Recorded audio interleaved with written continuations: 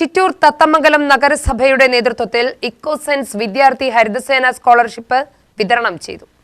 നെഹ്റു ഓഡിറ്റോറിയത്തിലാണ് സ്കോളർഷിപ്പ് വിതരണവും പ്രശസ്തിപത്ര വിതരണവും മികച്ച സ്കൂളിനുള്ള സമ്മാനദാനവും നടന്നത്. ചെയർമാൻ അഡ്വക്കേറ്റ് സുമേഷ് അച്യുതൻ ഉദ്ഘാടനം ചെയ്തു.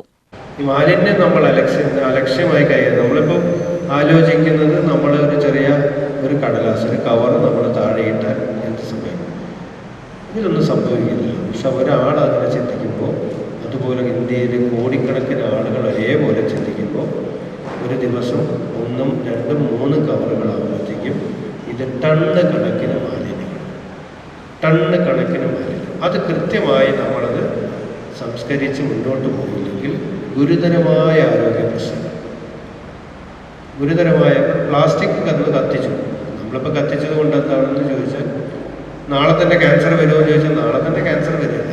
പക്ഷെ അത് നമ്മുടെ ശരീരത്തിൽ ഉണ്ടാകുന്ന മാറ്റങ്ങൾ പതുക്കെ നമുക്ക് നമ്മുടെ പ്രദേശത്തുള്ള ആളുകൾക്ക് എല്ലാവർക്കും ക്യാൻസർ പോലുള്ള മാരക അസുഖങ്ങൾ വരാൻ സാധ്യതയുണ്ട്. ഇന്ന് ഈ മരുന്ന് കമ്പനികൾ ആശുപത്രി മേഖലയും ഏറ്റവും ലാഭകരമായി പ്രവർത്തിക്കുന്നത് ഇതുപോലുള്ള പ്രവൃത്തികളുണ്ട്.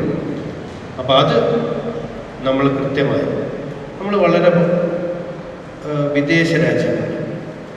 വിദേശ രാജ്യങ്ങളിൽ എന്ന് പറഞ്ഞപ്പോൾ നമ്മൾ അമേരിക്കയും യൂറോപ്യൻ രാജ്യങ്ങളൊന്നും ചെറിയ നമ്മളെക്കാൾ വളരെ സാമ്പത്തികമായി വളരെ പിന്നോക്കം നിൽക്കുന്ന പല വിദേശ രാജ്യങ്ങളുണ്ട്. വൈസ് ചെയർപേഴ്സൺ ബി കൃഷ്ണലീല അധ്യക്ഷയായി. സ്റ്റാൻഡിംഗ് കമ്മിറ്റി ചെയർപേഴ്സൺമാരായ M Muhammad Ashiq, K A Sheeba, R Babu, M G Jayanthi, M Sasikumar, കൗൺസിലർമാരായ ജെയിൻ ഹിലാരിയോസ്, ആതിര എന്നിവർ പ്രസംഗിച്ചു.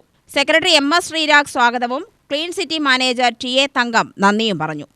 UTV news, Palakkad.